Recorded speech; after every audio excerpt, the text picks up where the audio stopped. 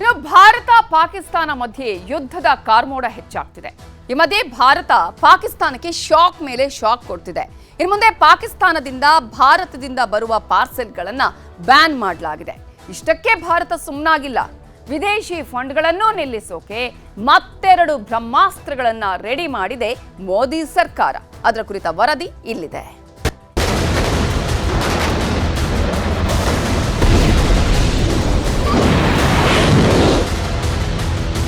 We are committed to take firm and decisive action against terrorists and those who support them.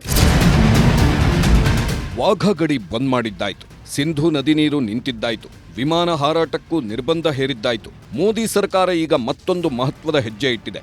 ಈಗ ಹೊರಬಿದ್ದಿರುವ ನಿರ್ಧಾರಕ್ಕೆ ಪಾಕಿಗಳು ಅಕ್ಷರಶಃ ಕಂಗಾಲಾಗಿ ಹೋಗಿದ್ದಾರೆ. ಇಂಥ ಹೊತ್ತಲ್ಲೇ ಭಾರತದಿಂದ ಯಾವುದೇ ವಸ್ತುಗಳನ್ನು ರಫ್ತು ಮಾಡುವಂತಿಲ್ಲ, ಯಾವುದೇ ವಸ್ತುವನ್ನ ಖರೀದಿಯೂ ಮಾಡುವಂತಿಲ್ಲ ಅಂತ ನಿರ್ಬಂಧ ಹೇರಿದ್ದಾರೆ. ಪಾಕಿ ರಾಷ್ಟ್ರಕ್ಕೆ ಆರ್ಥಿಕ ದಿಗ್ಬಂಧನ ಹಾಕಿದ ಭಾರತ ಯುದ್ಧ ಮಾಡದೆಯೂ ಪಾಕಿಸ್ತಾನವನ್ನ ಹೇಗೆ ಸರ್ವನಾಶ ಮಾಡಬಹುದು ಆ ಎಲ್ಲ ಕೆಲಸವನ್ನ ಮೋದಿ ಸರ್ಕಾರ ಮಾಡುತ್ತಿದೆ. ಪಾಕಿಸ್ತಾನ ಜೊತೆಗಿನ ಎಲ್ಲ ಆಮದು ಮತ್ತು ರಫ್ತು ವಹಿವಾಟನ್ನ ಬ್ಯಾನ್ ಮಾಡಿರೋದು ಪಾಕಿಸ್ತಾನಕ್ಕೆ ದೊಡ್ಡ ಹೊಡೆತ ಕೊಟ್ಟಿದೆ. ಹಾಗಾದ್ರೆ ಪಾಕಿಸ್ತಾನದಿಂದ ಭಾರತಕ್ಕೆ ಆಮದಾಗ್ತಿದ್ದ ವಸ್ತುಗಳು ಯಾವುವು ಅಂತ ನೋಡೋದಾದ್ರೆ, ಪಾಕ್ನ ಡ್ರೈ ಫ್ರೂಟ್ಗಳಾದ ಅಂಜೂರ, ದ್ರಾಕ್ಷಿ, ಬಾದಾಮಿ, ಕಲ್ಲುಪ್ಪು, ಸುಣ್ಣದ ಕಲ್ಲಿಗೂ ಬ್ರೇಕ್ ಹಾಕಲಾಗಿದೆ. ಇದರ ಜೊತೆಗೆ ಆಪ್ಟಿಕಲ್ ಲೆನ್ಸ್ ಮತ್ತು ಕೆಲ ಮಸಾಲೆ ಪದಾರ್ಥಗಳನ್ನು ನಿರ್ಬಂಧಿಸಲಾಗಿದ್ದು, ಸಿಮೆಂಟ್ ಕಲ್ಲಿನಂಥ ಖನಿಜ ಉತ್ಪನ್ನದ ಜೊತೆ ರಬ್ಬರ್, ಪ್ಲಾಸ್ಟಿಕ್, ಗೊಬ್ಬರ ಆಮದಿಗೆ ತಡೆ ಕೊಟ್ಟಿದ್ದಾರೆ. 2018-19ಕ್ಕಿಂತ ಮೊದಲು, ಅಂದ್ರೆ ಪುಲ್ವಾಮಾ ದಾಳಿ ನಡೆಯುವುದಕ್ಕೂ ಮೊದಲು ಪಾಕಿಸ್ತಾನದಿಂದ ಭಾರೀ ಪ್ರಮಾಣದ ವಸ್ತುಗಳನ್ನು ಆಮದು ಮಾಡಿಕೊಳ್ಳಲಾಗ್ತಿತ್ತು.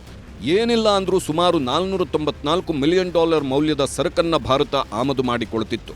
ಆದರೆ ಯಾವಾಗ ಪುಲ್ವಾಮಾ ದಾಳಿ ನಡೆಯಿತೋ ಆಮೇಲೆ ಕೇವಲ $10-20 ಮಿಲಿಯನ್ ಇಳಿಕೆಯಾಗಿದೆ.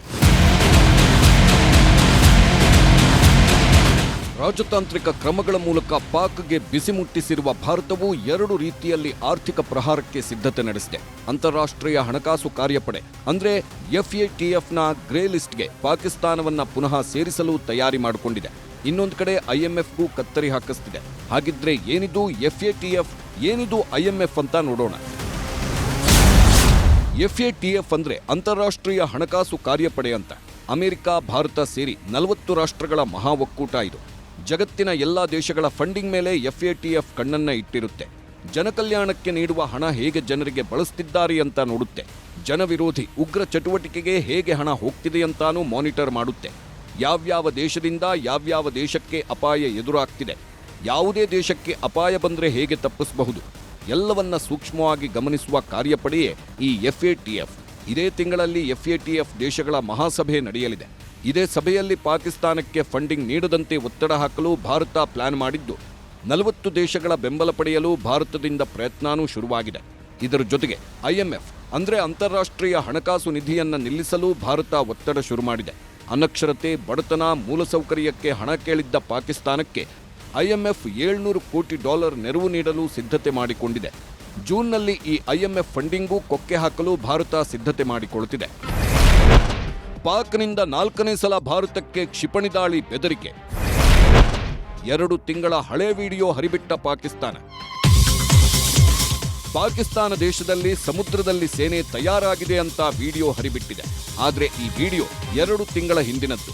ಚೀನಾ ಮತ್ತು ಬಾಂಗ್ಲಾದೇಶದ ಜೊತೆ ಜಂಟಿ ಸಮರಾಭ್ಯಾಸ ನಡೆಸಿದ ವಿಡಿಯೋ ಎಡಿಟ್ ಮಾಡಿ ಬಿಲ್ಡಪ್ ಕೊಟ್ಟಿದೆ. ಶ್ರೀಲಂಕಾದಲ್ಲಿದ್ದಾರ ದಾಳಿಕೋರರು. ಪಹಲ್ಗಾಮ್ನಲ್ಲಿ ದಾಳಿ ನಡೆಸಿ 26 ಜನರನ್ನ ಬಲಿಪಡೆದ ಪಾಕಿಸ್ತಾನಿ ಮೂಲದ ಉಗ್ರರು ವೇಷ ಮರೆಸಿಕೊಂಡು ಚೆನ್ನೈಗೆ ಬಂದಿದ್ರಂತೆ.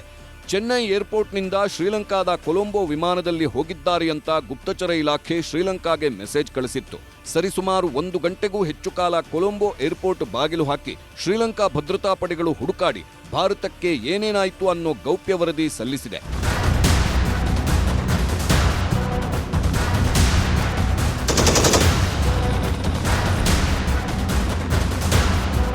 Bureau report, news 18.